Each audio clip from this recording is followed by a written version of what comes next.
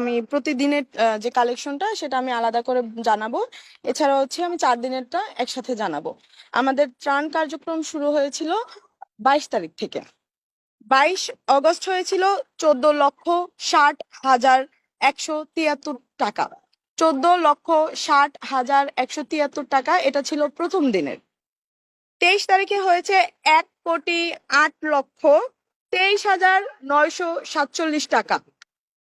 24 তারিখে হয়েছে, যেটা তৃতীয় দিনে হয়েছে গতকালকে, 2,32,47,470 টাকা।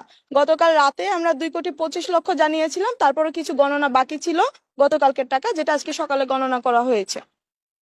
আজকে 25 তারিখে দুপুর 4টা পর্যন্ত যে টাকা এসেছে সেটা গণনা করা হয়েছে। এর পরবর্তীতে যে টাকাগুলো এসেছে সেটা এখনো গণনা করা হয়নি, প্রক্রিয়াধীন, এটা আমরা রাতে জানাবো।